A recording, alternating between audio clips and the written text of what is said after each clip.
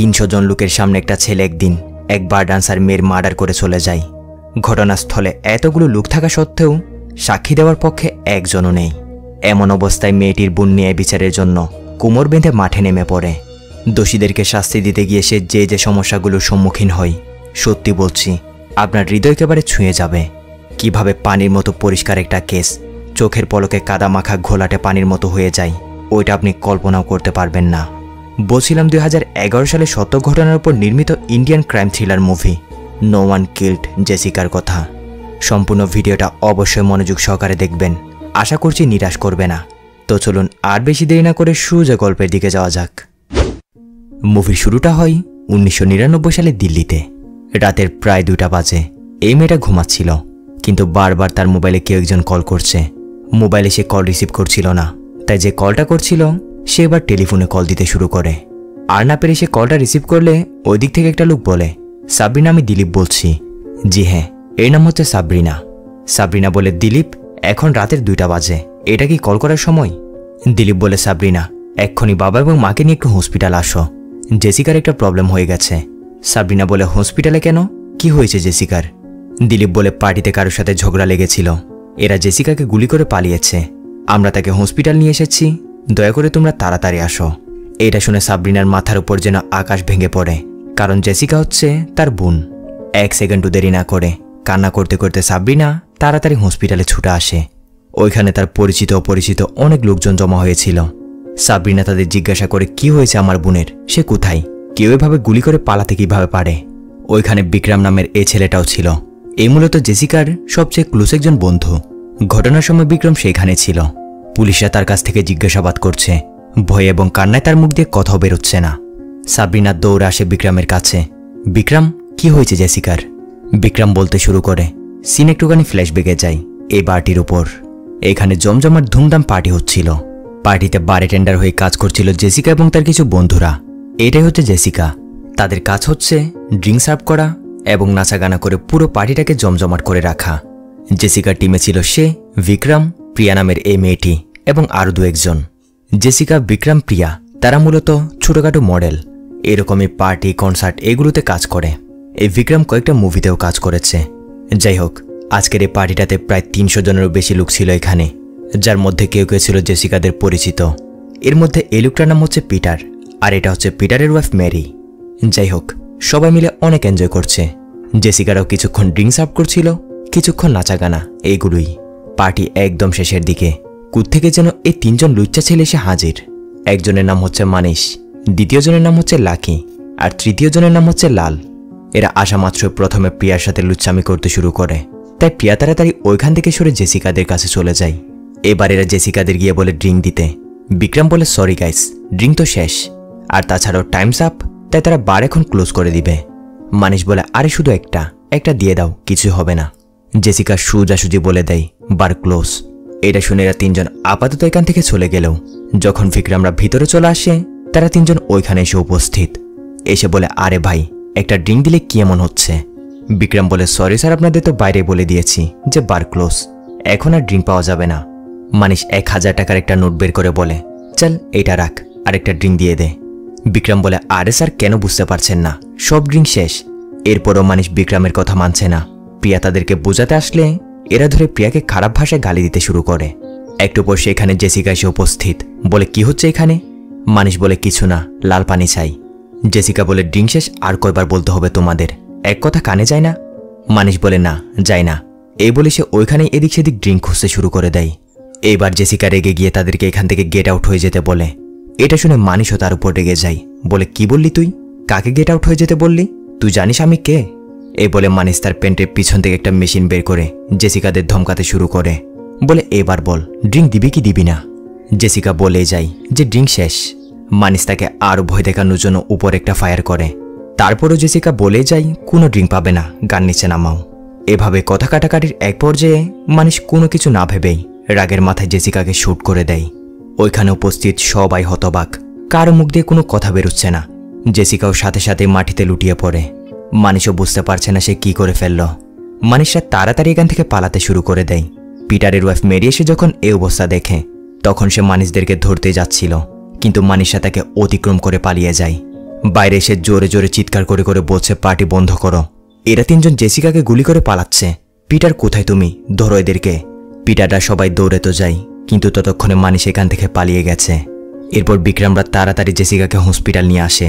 ব্যাস এটুকুই হয়েছিল। সিন চলে আসে প্রেজেন্টে। এইসব শুনে সাবরিনা তো হতবাক, বলে সামান্য ড্রিঙ্কের জন্য সে গুলি করে দিয়েছে। একটু পর সেখানে কান্না করতে করতে সাবরিনার মা এবং বাবা এসে উপস্থিত। মাকে তো কিছুতেই শান্ত করে রাখা যাচ্ছে না, জেসিকার জন্য সে অনেক কান্না করছে। তখন আবার ডক্টর এসে জানায় পেশেন্টের অবস্থা নাকি অনেক খারাপ হয়ে যাচ্ছে, তাকে অন্য একটা হসপিটালে অ্যাডমিট করতে হবে। সাথে সাথে তারা জেসিকাকে নিয়ে বেরিয়ে পড়ে। সাবরিনা জেসিকার পাশে এইভাবে বসেছিল। অর্ধেক রাস্তা আসার পর সাবরিনা বলে ওঠে জেসিকা আর বেঁচে নেই। ডক্টর চেক করে দেখে সত্যিই তো জেসিকা আর বেঁচে নেই। সাথে সাথে সিন কাট হয়ে চলে যায় ইন্ডিয়ান বর্ডারের কাছাকাছি কোনো একটা জায়গায়, মীরা নামের এই রিপোর্টারটির উপর।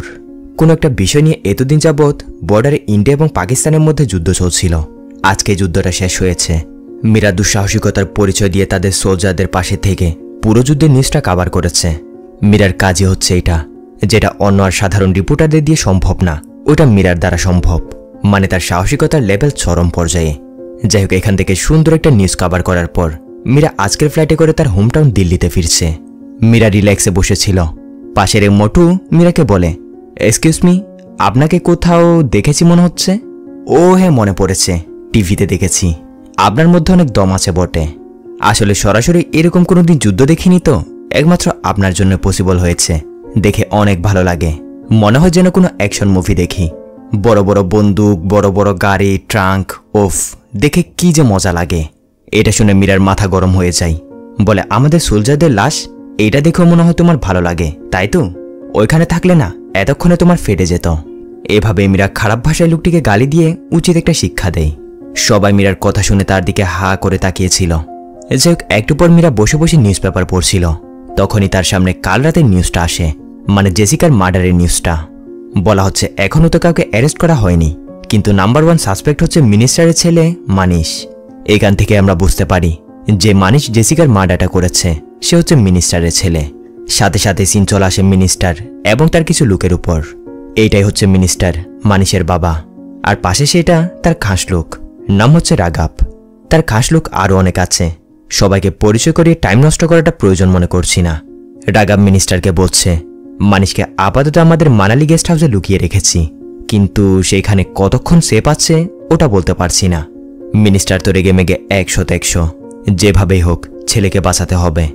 এর উপর আবার পর্দার আড়াল থেকে মানিশের মা এসে বলছে, শুনিয়ে জি, যাই হয়ে যাক না কেন আমার মনুর যেন কিছুই না হয়। এমনভাবে বলছে যেন তার ছেলে কোন একটা মহৎ কাজ করে এসেছে। এ হারামিগুলো বলে, ঠিক তো, জোয়ান রক্ত, মাথা গরম, এই বয়সে এরকম ছোটখাটো ভুল হয়ে যায়, আমাদের তাকে বাঁচাতে হবে। মিনিস্টার জিজ্ঞাসা করে যে মারা গেছে সে কে।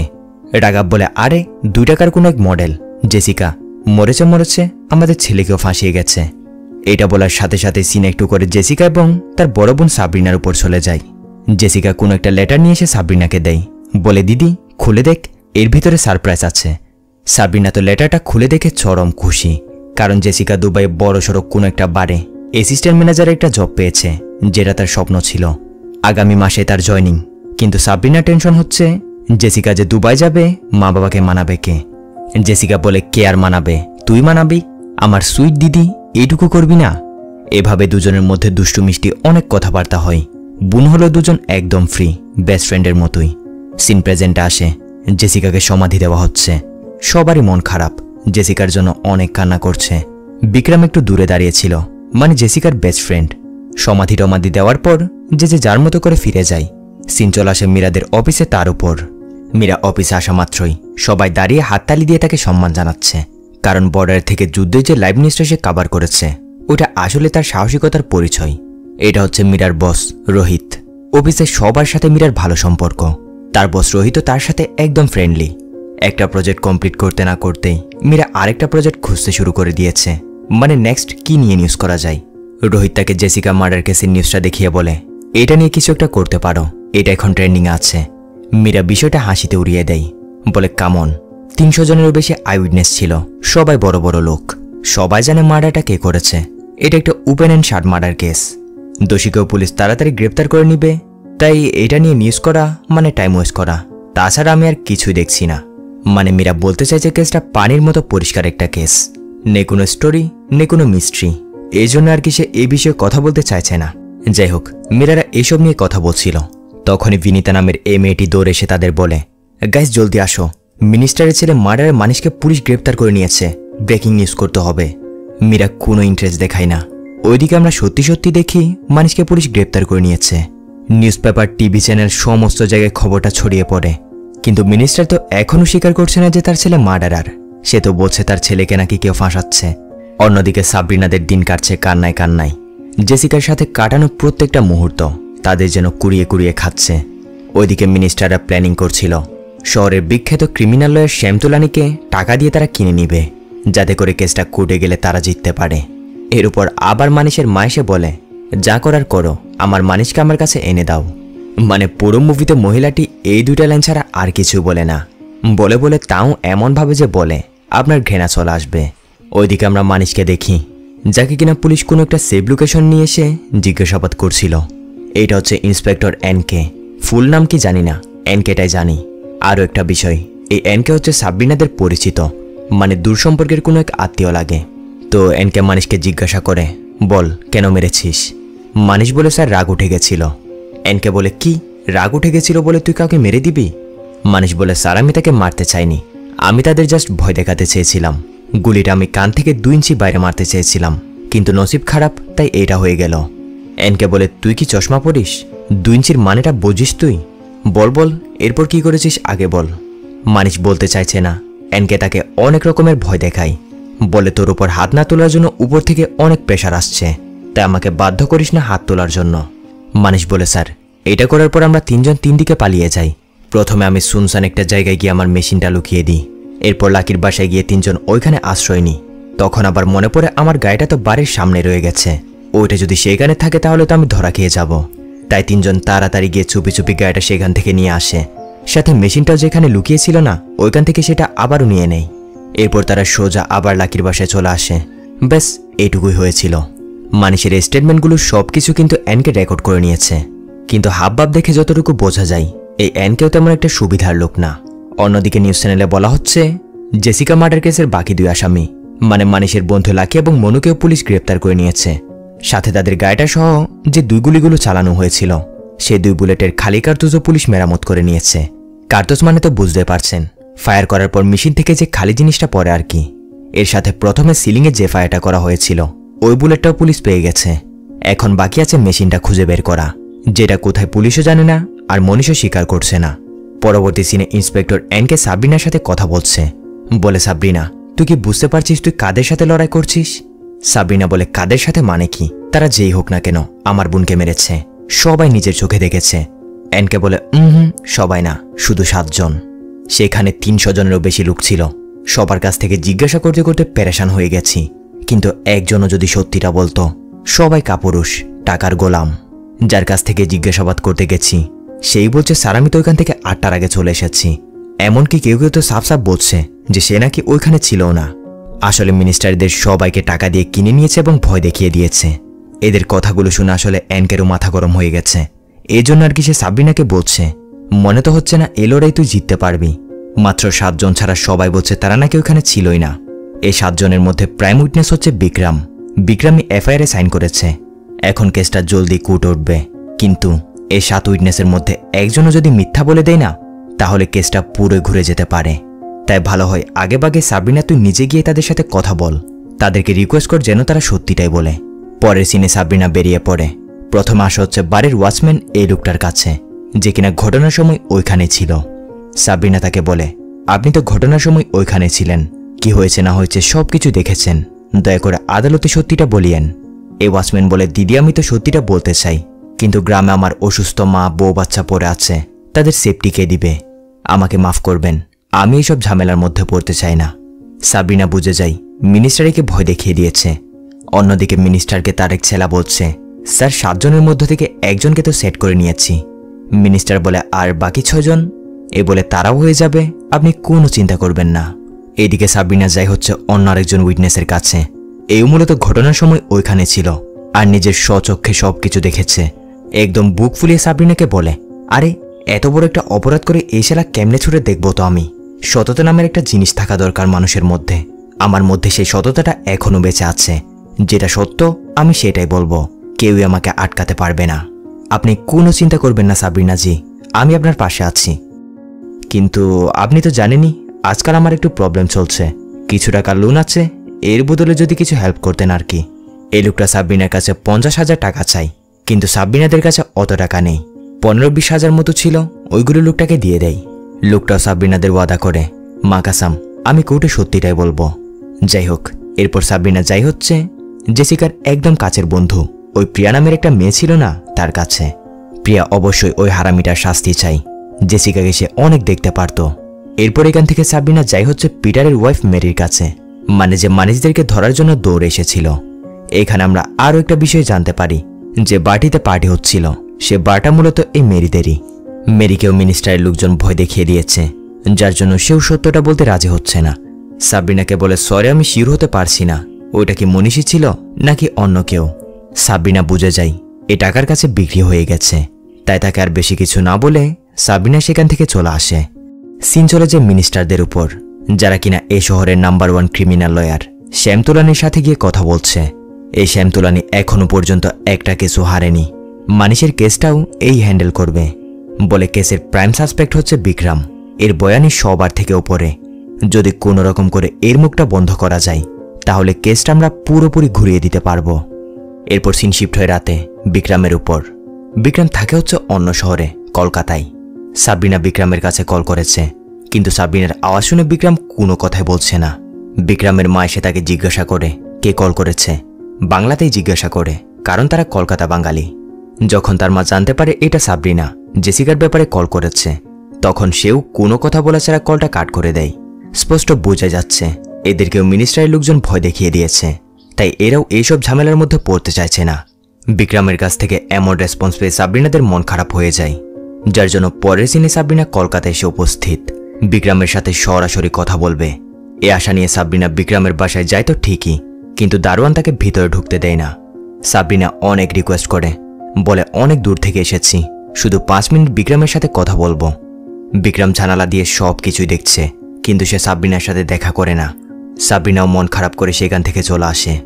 অনেক ইমোশনাল একটা গান শুরু হয়, গানে গানে আমাদের দুই বোনের একসাথে কাটানো দুষ্টু মিষ্টি কিছু মুহূর্ত দেখানো হয়। দুই বোনই একদম বেস্ট ফ্রেন্ডের মতোই, একজন একজনকে কতই না দেখতে পারত। সাবরিনার তো এখন এইটা নিয়ে ভয় হচ্ছে, দোষী আদৌ কি শাস্তি পাবে নাকি ছাড়া পেয়ে যাবে, কারণ এতগুলো লোকের মধ্যে সত্যিটা বলার জন্য কেউ এগিয়ে আসছে না, সবাই ভয় পেয়ে পিছিয়ে গেছে। এর মাঝে আবার উড়ে এসে জুড়ে বসে আরেক প্রবলেম। এনকে সাবরিনাকে ডেকে বলে অনেক বড় একটা প্রবলেম হয়ে গেছে। পিস্তলের যে খালি 2 কার্তুজগুলো পাওয়া গেছিল না, ওইগুলো তারা পাঠিয়েছিল টেস্টের জন্য। মানে এটা তো তাদের আগে দেখতে হবে যে 2 কার্তুজগুলো এক মেশিনের নাকি। এখন প্রবলেম হচ্ছে সেই 2 কার্তুজের মধ্যে একটা ম্যাচ হলেও অন্যটা জেসিকার গায়ে লাগা বুলেটের সাথে ম্যাচ করছে না, মানে কেউ এটা চেঞ্জ করে দিয়েছে। সাবরিনা বলে এটা কিভাবে সম্ভব? এনকে বলে এই মিনিস্টাররা চাইলে সবকিছু সম্ভব। জানিস লকআপে শুধুমাত্র মানুষের গায়ে হাত না তোলার জন্য তারা আমাকে 70 লাখ টাকা দিয়েছে। আজকাল সবাই টাকার গোলাম, টাকা দিয়ে যে কোনো কিছু করানো যায়। এভাবে এনকে সাবরিনাকে অনেক বোঝাই যে শুধু শুধু এদের পিছনে সময় নষ্ট করিস না, যা হওয়ার হয়ে গেছে। এইসব শোনার পর সাবরিনা কমপ্লেন নিয়ে সোজা ডিসিপির কাছে যায়, বলে স্যারেরা উইটনেসদেরকে ভয় দেখাচ্ছে, প্রমাণ মিটিয়ে দিচ্ছে, প্লিজ আপনারা কিছু একটা করুন। ডিসিপি বলে দেখো সাবরিনা, কেউ তো কমপ্লেন করেনি যে তাদের ভয় দেখাচ্ছে, এরকম কমপ্লেন ছাড়া আমরা অ্যাকশন কিভাবে নিব? আর বাকি রইল প্রমাণে গড়বড় করার বিষয়টা, ওইটা জীবনও সম্ভব না, তাই প্লিজ আমাকে ডিস্টার্ব করো না, আমার আরও অনেক কাজ আছে। এভাবে ডিসিপি ও সাবরিনার কোনো কথা কানেই নেয় না। অন্যদিকে মীরাও জেসিকা মার্ডার কেসে নিউজটার গুরুত্ব না দিয়ে সে বাকি অন্য নিউজগুলো নিয়ে পড়েছিল।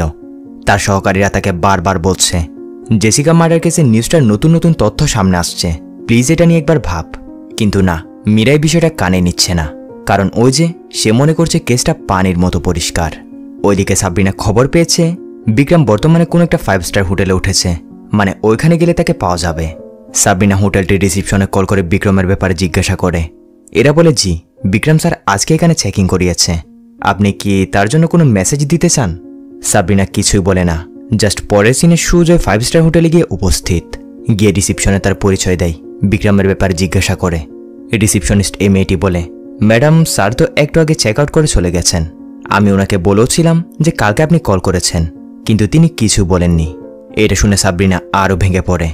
যাই হোক, পরের সিনে সাবরিনাকে আমরা এনসিটিভি নিউজ চ্যানেলের অফিসে দেখি। এটা মূলত মীরাদেরই অফিসটা। সাবরিনাকে ডাকা হয়েছে তার বোনের মার্ডার কেসটার বিষয় নিয়ে আলাপ আলোচনা করার জন্য। সাবরিনাকে জিজ্ঞাসা করা হয়, এই কেসটা নিয়ে আপনার এক্সপেকটেশন কেমন? সাবরিনা একটু মন খারাপ করে বলে, জেসিকা আমার বোন, যে কারো বোন হতে পারত, বা যে কারো আদরের মেয়েও হতে পারত। ছোটবেলা থেকেই মেয়েটা একটু চঞ্চল প্রকৃতির ছিল। যেটা করবে বলে একবার সিদ্ধান্ত নিত, ওটা করে ছাড়ত। কিন্তু আজ সে আমাদের মাঝে আর নেই। তাকে মেরে ফেলা হয়েছে, তাও জাস্ট একটা ড্রিঙ্কের জন্য। মানুষের লাইফ কি এতটাই তুচ্ছ? একটা ড্রিঙ্কের সামনে কিছুই না। আমি জাস্ট এইটুকুই চাই, আদালতে দোষীর পর্যাপ্ত পরিমাণ শাস্তি হোক। ওই দিন ঘটনাস্থলে যারা যারা ছিলেন, দয়া করে আপনারা আদালতে এসে সত্যিটাই বলবেন, এইটুকুই আমার রিকোয়েস্ট। সিনশিফট পরের দিন আদালতে। আজকে থেকে এই কেসটা আদালতেই চলবে। দুই পক্ষেরই সবাই এসে উপস্থিত। মানিসদের হয়ে কেসটা লড়বে বিখ্যাত ক্রিমিনাল লয়ার শ্যামতোলানি। ওইটা তো আপনারা জানেনই। সাবরিনাদের পক্ষে লড়বে হচ্ছে রামনাথ নামের এই লয়ারটা। তো শ্যামতোলানি প্রথমে এফআইআরে যে 7 জন উইটনেসের কথা বর্ণনা করা হয়েছে, তাদের মধ্যে একজনকে কাঠগড়ায় ডাকে। জিজ্ঞাসা করে, আপনি এই 3 জনকে ওই দিন পার্টিতে দেখেছেন তাই তো? এ বলে, হ্যাঁ দেখেছি। শ্যামতোলানি বলে, মার্ডার করতে দেখেছ, বা তাদের হাতে মেশিন টেশিন এরকম কিছু? একদম সোজাসুজি না বলে দেয়। মানে মিনিস্টাররা একেও সেট করে নিয়েছে। এরপর ডাকা হয় হচ্ছে পিটারের ওয়াইফ মেরিকে, মানে বারের মালিক। মেরিকেও জিজ্ঞাসা করা হয়, তুমি কি দেখেছ যে এরাই মার্ডার করেছে? মেরিও না বলে দেয়, বলে আমি শিওর না, এদের মতোই হবে। এরপর পিটারকে ডাকা হলে পিটার সত্যিটাই বলে, আমি নিজের চোখে দেখেছি তারা এরাই ছিল। জেসিকাকে এই হারামজাদাই মেরেছে। পিটার তো এখানে নিজের রাগ কন্ট্রোল করতে পারছিল না, মানিসদেরকে মারার জন্য ছুটে যায়। যাই হোক, এরপর ডাকা হয় জেসিকার বন্ধু ওই প্রিয়াকে। প্রিয়াও কোনো ভয় না পেয়ে সত্যিটাই বলে। এই শ্যামতোলানি প্রিয়াকে নানা রকম করে পেঁচিয়ে ধরার চেষ্টা করে, কিন্তু তারপরেও প্রিয়া ভয় না করে সত্যিটা বলে যায়। কিন্তু একটা প্রবলেম হচ্ছে, যেহেতু ওইটা একটা বার পার্টি ছিল, ওইখানে যারা যারা ছিল সবাই ড্রিঙ্ক করেছিল। তাই শ্যামতোলানিদের কাছে এটা একটা প্লাস পয়েন্ট। মানে তারা এটা বলতে চাইছে, সবাই তো ড্রিঙ্ক করে নেশার ঘুরে আকাশে বাতাসে উঠছিল, কে না কে এসে মার্ডার করে গেছে, তারা নেশার ঘুরে চিনতেও পারেনি। এখন দোষ দিচ্ছে মানুষের উপর। শ্যামতোলানি এটাই বলতে চাইছে। এরপর সাবরিনাদের লয়ার রামনাথ ওই সিকিউরিটি গার্ডটিকে কাঠগড়ায় ডেকে জিজ্ঞাসা করে। এই সোজাসুজি বলে, আমি ওখানে ছিলাম না, আমি ছাদে ছিলাম। তারপর ওই লোকটিকেও ডাকা হয়, মানে যে লোকটা সত্যি বলবে বলে সাবরিনার কাছ থেকে টাকা নিয়েছিল না, তাকে আর কি। সাবরিনারা তো ধরে নিয়েছিল এই লোকটা সত্যি বলবে, কিন্তু এই হারামজাদা পোল্টি খেয়ে গেছে। বলে, স্যার আমি তো দিল্লিতে ছিলামই না, আমি গ্রামের বাড়ি ছিলাম। আসলে এই হারামজাদা মিথ্যা বলার জন্য মিনিস্টারদের কাছ থেকে টাকা খেয়েছে। তো এরপর ডাকা হয় এই কেসটার সবচেয়ে গুরুত্বপূর্ণ উইটনেস বিক্রমকে। বিক্রমকেও জিজ্ঞাসা করে, জেসিকার মার্ডার কি এ মানিসই করেছে? বিক্রম বলে, দুঃখিত আমি হিন্দি ভাষা বুঝি না। তো শ্যামতোলানি তার কাছ থেকে ইংরেজিতে জিজ্ঞাসা করে। আসলে সে হিন্দি ভালোই জানে, কেন বলছে না ওটা একটু পরে বুঝে যাবেন। তো বিক্রম ওইখানে সাফ সাফ মিথ্যা বলে দেয়। বলে, মানিসদেরকে সে পার্টিতে দেখেছিল তো ঠিকই, কিন্তু মার্ডার নাকি মানিস করেনি, অন্য কেউ করেছে। কে করেছে ওটা সে জানে না। সাবরিনাদের লয়ার রামনাথ বলে, স্যার উইটনেসকে ভয় দেখানো হয়েছে, এই জন্য সে মিথ্যা বলছে। না হয় এফআইআর লেখানোর সময় ওই কাগজে সে সাইন কিভাবে করলো? যে কাগজে স্পষ্ট লেখা আছে মানিসই যে গুলি করেছে, সে তো তখন নিজে সাক্ষী দিয়েছিল। বিক্রম বলে, দ্যাট ওয়াজ মাই মিস্টেক। আগে বলেছি আমি হিন্দি জানি না। এফআইআর কাগজে সবকিছু হিন্দিতে লেখা ছিল, আর আমিও তাড়াহুড়ো করে কাগজটা না পড়ে সিগনেচার করে দিয়েছি। ইন্সপেক্টর এনকেও বলে, বিক্রম মিথ্যা বলছে। পুরো স্টেটমেন্টটা সে আমাদের সামনে পড়েছিল, আর তাছাড়া আমরাও তাকে সবকিছু ক্লিয়ার করেছিলাম। বিক্রমের এই কথাটা নিয়ে পুরো আদালতের মধ্যে হই হুল্লোড় লেগে গেছে। শ্যামতোলানি আবারও তাকে জিজ্ঞাসা করে, ভালো করে একটু দেখো তো, এরাই কি ছিল সেখানে? জেসিকার মার্ডার কি মানিসই করেছে? বিক্রম বলে, নো, ওইখানে 2 জন ছিল, একজন লম্বা করে আরেকজন খাটো করে। লম্বা করে যে ছিল সে প্রথমে সিলিংয়ে ফায়ার করে, এরপর খাটো করে যে ছিল সে জেসিকাকে। আসলে এরকমটা বলার জন্য তারা আগে থেকে বিক্রমকে শিখিয়ে দিয়েছে। বিক্রম হয়তো ভয়ের মুখে পড়ে মিথ্যা বলছে, না হয় টাকার লোভে পড়ে। তো শ্যামতোলানি বলে, ইউর অনার, এটা তো পরিষ্কার, ওইখানে 2 জন ছিল, একজন লম্বা আরেকজন খাটো। খাটো করে যে লোকটা জেসিকাকে মেরেছে সে সামহাও আমার ক্লায়েন্টের সাথে মিল আছে, তাই সবাই আমার ক্লায়েন্ট মানিসকে কিলার মনে করছে। আর তাছাড়াও পুলিশরা পিস্তলে যে খালি কার্তুজগুলো জমা দিয়েছিল, ওইগুলো 2টা আলাদা আলাদা, 2 পিস্তলের, যা থেকে বোঝা যায় 2টা আলাদা আলাদা মেশিন থেকে ফায়ারগুলো করা হয়েছে। কেসটা পানির মতো পরিষ্কার ইউর অনার। এরা সবাই মিলে আমার ক্লায়েন্টকে ফাঁসানোর চেষ্টা করছে। সবগুলো প্রমাণ আর কেসের প্রাইম উইটনেসই যখন বলছে আমার ক্লায়েন্ট সেখানে ছিল না, তাহলে আমরা সেগুলোর উপর বিশ্বাস না করে মানুষের মুখের কথায় কিভাবে বিশ্বাস করতে পারি? ব্যাস এইসব বলে এরা পুরো কেসটা ঘুরিয়ে দেয়। কেসটা ধীরে ধীরে সাবরিনাদের হাত থেকে চলে যেতে শুরু করেছে। এরপর থেকে শুরু হয় একটা মিথ্যা সংগ্রাম। প্রত্যেক দিনে আদালত বসে, আর প্রত্যেক দিন একই কাহিনী। দেখতে দেখতে একটা বছর চলে যায়, কেসে কোনো উন্নতি নেই। মানে সাবরিনারা প্রমাণ করাতে পারছে না যে মানিসী কিলার। শুধু এক বছরই না, এভাবে 4-4টা বছর দৌড়াদৌড়ির মধ্যে কেটে যায়। সাবরিনা প্রাণপণ দিয়ে এদিক সেদিক অনেক দৌড়াদৌড়ি করে, প্রমাণের জন্য কিছুক্ষণ এদিকে যায় তো কিছুক্ষণ ওইদিকে যায়, কিন্তু কোনো লাভ হয় না। অবশেষে পর্যাপ্ত পরিমাণ প্রমাণ দিতে না পারায় আদালত কেসটা এভাবেই ক্লোজ করে দেয়। মানে মানিসদেরকে ছেড়ে দেওয়া হয়। সাবরিনারা যেন জীবন যুদ্ধে হেরে গেছে, ওইরকম একটা অবস্থা। সিন কাট হয়ে চলে আসে মীরার উপর। মীরা সকাল সকাল নিউজ পেপার নিয়ে বসে, তখন একটা নিউজ দেখে তার মাথা ঘুরে যায়। নিউজটা ছিল জেসিকা মার্ডার কেস রিলেটেড। যেহেতু প্রমাণের অভাবে দোষীদেরকে ছেড়ে দেওয়া হয়েছে, তাই নিউজের হেডলাইনে বড় করে লেখা আছে, নো ওয়ান কিল্ড জেসিকা। এই নিউজটা মীরার চোখে আঙ্গুল দিয়ে দেখিয়ে দিয়েছে, দেখো, যে কেসটাকে তুমি পানির মতো পরিষ্কার মনে করেছিলে, সেই কেসটা আসলে কতটা ঘোলাটে। যতই হাই প্রোফাইল আই উইটনেস থাকুক না কেন, বড় বড় নেতামন্ত্রীদের সামনে তারা কিছুই না। এসব দেখার পর মীরার নিজের উপর নিজের রাগ তো হয়, সাথে এই জন্য আফসোস করছে 4 বছর আগে সে কেসটাকে কেন ইগনোর করে দিয়েছিল। এবার মীরা কেসটা নিয়ে কিছু একটা করার সিদ্ধান্ত নেই। সাথে সাথে উঠে সোজা অফিসের উদ্দেশ্যে চলে যায়। অন্যদিকে আমরা সাবরিনাকে দেখি, মেয়ের খুনিদেরকে কোনো শাস্তি দেওয়া ছাড়াই ছেড়ে দিয়েছে, যেটা টেনশনে তার মা অসুস্থ হয়ে পড়েছে। সাবরিনা তাড়াতাড়ি তার মাকে হসপিটাল নিয়ে আসে। তার মায়ের অবস্থা অনেক খারাপ, হয়তো বাঁচবে কিনা তাও সন্দেহ। এদিকে তার মায়ের চিকিৎসা চলছে, বাইরে সাবরিনা অসহায়ের মতো দাঁড়িয়ে আছে। কিন্তু এখানে অনেক চেষ্টা করার পরেও তার মাকে আর বাঁচানো যায় না। এটা শোনার পর সাবরিনার বাবাও অসুস্থ হয়ে জায়গায় পড়ে যায়। সিন কাট হয়ে চলে আসে মীরা এবং তার বস রোহিতের উপর। মীরা রোহিতকে গিয়ে বলছে সে জেসিকা মার্ডার কেসের নিউজটা নিয়ে কিছু একটা করতে চায়, কিন্তু রোহিত এর জন্য সাফ সাফ না করে দেয়। বলে এখন আর এই কেসটার কোনো মূল্য নেই। যখন মূল্য ছিল তখন আমি তোমাকে বলেছিলাম, তুমি নিজে এটাকে ইগনোর করে দিয়েছিলে। এইভাবে যদিও রোহিত মীরাকে না করে দিচ্ছিল, কিন্তু মীরাও ছিল নাছোড়বন্দা। যতক্ষণ না পর্যন্ত রোহিতের মুখ দিয়ে হাঁটা বের করতে না পারে, সে ততক্ষণ তার পিছু ছাড়ে না। বিরক্ত হয়ে এক পর্যায়ে রোহিতের জন্য পারমিশন দিয়ে দেয়। সাথে সাথে মীরা তাড়াতাড়ি বিনিতা নামের তার সহকারী মেয়েটার কাছে কল লাগায়। বলে, বিনিতা, এক্ষুনি অফিসে আসো। বিনিতাও তাই করে। মীরা বলে, আজ থেকে 4 বছর আগে তুমি আমাকে বলেছিলে জেসিকা মার্ডার কেসের নিউজটা নিয়ে কিছু একটা করতে, কিন্তু তখন আমি কথাটা কানে নিইনি। এখন বুঝতে পারছি, পাওয়ার থাকলে যতগুলো উইটনেসই থাকুক না কেন, সবগুলোকে সরিয়ে ফেলা যায়। রেডি হয়ে নাও। যারা যারা মিথ্যা বলেছে, আসল সত্যটা কি তাদের মুখ দিয়ে স্বীকার করাবো, আর পুরো দুনিয়াকে দেখাবো। এ বলে মীরারা প্ল্যানিং করে প্রথমে কল করে হচ্ছে বিক্রমের বাসায়। বিক্রমের মা কলটা রিসিভ করলে মীরারা বলে, আন্টি, আমরা অমুক ফিল্ম প্রোডাকশন থেকে বলছি। বিক্রম স্যার কি বাসায় আছেন? ওনার সাথে একটা ফিল্ম প্রজেক্ট নিয়ে কথা বলার ছিল। বিক্রমের মা তো চরম খুশি, তাড়াতাড়ি বিক্রমকে ডেকে দেয়। মীরারাও বলে, বিক্রম, আমাদের নেক্সট মুভিতে আপনাকে কাস্টিং করতে চাই। এরকম লোকেশনে চলে আসো, ফেস টু ফেস মিটিং হবে। কথা মতো পরের সিনে বিক্রম তাদের সাথে এসে দেখা করে। মীরা কিন্তু বিক্রমের সামনে যায় না, তাকে চিনে ফেলতে পারে, তাই সে সবকিছু সেটিং করে বিনিতাকে পাঠায়। এর সাথে অন্য একজন মডেলকেও সেখানে রেখেছিল, যাতে করে বিক্রমের সন্দেহ না হয়। কিন্তু বিক্রম নিজে জানে না মীরারা প্ল্যানিং করে এই সব কিছু লাইভ টেলিকাস্ট করছে। তো প্ল্যানিং মতো বিনিতা বিক্রমকে তাদের মুভির স্ক্রিপ্টটা পড়ে শোনাচ্ছে। বিক্রম বিনিতাকে বলে ওঠে, আপনাকে কোথাও দেখেছি মনে হচ্ছে। বিনিতা প্রথম দিকে ভয় পেয়ে যায়, এ কি, ধরা পড়ে গেলাম না তো? কিন্তু পরে অবশ্য মীরার কথা মতো এদিক সেদিকের বাহানা দিয়ে কথাটা অন্যদিকে ঘুরিয়ে দেয়। এবার বিনিতারা তাদের মেন পয়েন্টে ঢুকে বিক্রমকে জিজ্ঞাসা করে, আপনি কোন কোন ল্যাঙ্গুয়েজে কথা বলতে পারেন? বিক্রম বলে, ইংলিশ, হিন্দি, বাংলা, এই 3 ভাষাতে আমি কথা বলতে পারি। বিনিতা বলে, সো সুইট, আমাদের মুভিটা অ্যাকচুয়ালি হিন্দি এবং ইংলিশে, তো এই জন্য আর কি আগে আপনাকে কিছু টেস্ট করা হবে।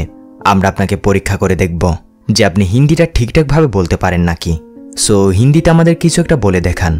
কথা মতো বিক্রমও গড় গড় করে হিন্দি বলতে শুরু করে। এমনভাবে সে হিন্দিতে কথা বলছিল, বোঝা যাচ্ছিল না যে সে বাঙালি। আর বেচারা এখানেই ধরাটা খেয়ে যায়। বিনিতা কথা পেঁচাতে পেঁচাতে বিষয়টা জেসিকা মার্ডার কেস অব্দি নিয়ে যায়। এরপর জিজ্ঞাসা করে, গুলিটা তো মানিসি চালিয়েছিল, তাই না?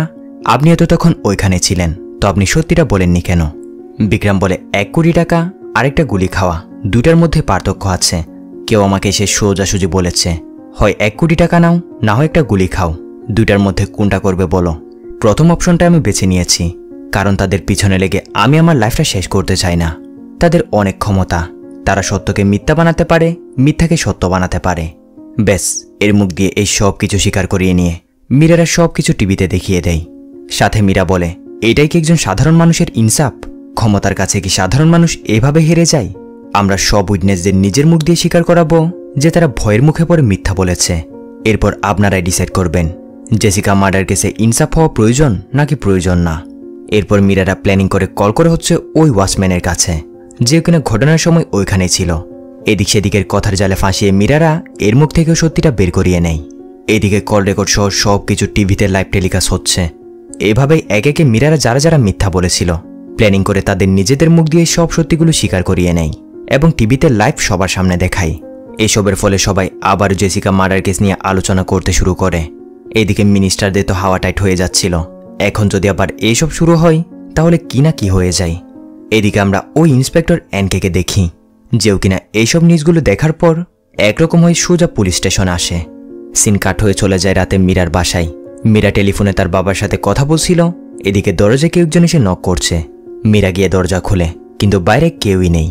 বাট হ্যাঁ, মীরার জন্য সেখানে একটা পার্সেল রাখা ছিল, যেটা মীরা হাতে নেই। সাথে এখানে আমরা দেখি পার্সেলটা অন্য কেউ রাখেনি, পার্সেলটা রেখেছে হচ্ছে ইন্সপেক্টর এনকে। আর এই পার্সেলের ভিতরে ছিল ওই টেপ রেকর্ডারটা, যার মধ্যে এনকে যখন প্রথম মানুষের কাছ থেকে জিজ্ঞাসাবাদ করছিল না, তার সব কথাবার্তাগুলো রেকর্ডিং করা আছে। এনকে আসলে চাই জেসিকার ইনসাফ হোক, কিন্তু সে চাপে পড়ে কিছু করতে পারেনি। আর এখন যখন দেখেছে মীরাদের দ্বারা এটা সম্ভব, তাই সে এই প্রমাণটা তাকে দিয়ে গেছে।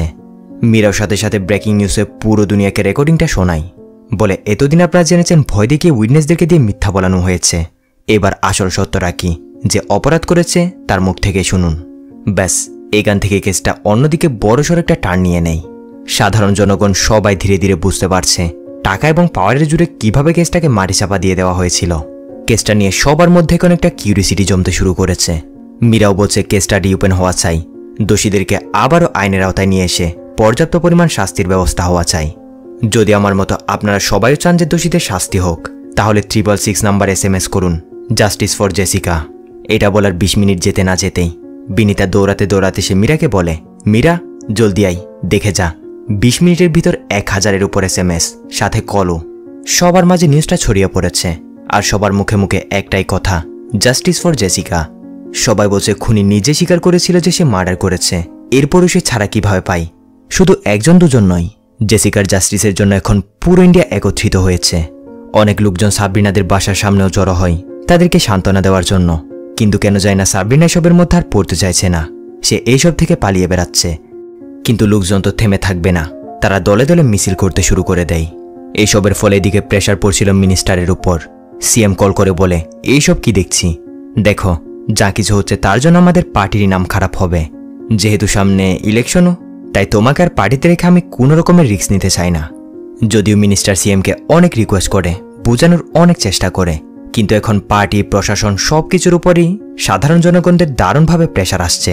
তাই এই হারামজাদা মিনিস্টার এখন তার পথ হারিয়ে উচিত একটা শিক্ষা পায়। একে তো পজিশন হারিয়ে বেচারের অবস্থা 12টা, উপর থেকে আবারও তার ওয়েফ এসে পর্দার আড়াল থেকে বলছে, শুনিয়ে জি যাই হয়ে যাক না কেন আমার মনুর যেন কিছুই না হয়। এ তো রেগে মেগে 100-100 ধত্তুর মনুর মায়েরে বাফ, এ বলে দরজা সহ বন্ধ করে দেয়। অন্যদিকে দলে দলে লোকজন জড়ো হচ্ছিল জাস্টিস ফর জেসিকার জন্য। ধীরে ধীরে মীরাদের এই কাজটা সফলতা দেখা দিয়েছে। হাইকোর্টের লোকজন আসবে পুলিশদের জিজ্ঞাসাবাদ করার জন্য যে তারা কি উদ্দেশ্যে বা কেন দোষীদেরকে ছেড়ে দিয়েছিল, মানে হাইকোর্ট তাদের কাছ থেকে এক্সপ্লেনেশন চাইবে। আর হাইকোর্ট অব্দি কেসটা যাওয়া মানে দোষীদের শাস্তি হওয়া তো কনফার্ম। এদিকে সাধারণ জনগণেরা সবাই মিলে একটা সিদ্ধান্ত নেয়, তারা জেসিকার জাস্টিসের জন্য এবং তার শান্তির জন্য একটা ক্যান্ডেল পার্টির আয়োজন করবে। একজন একজন করে সবার মোবাইলে মেসেজটা ছড়িয়ে পড়ে, সবাইতে একমত।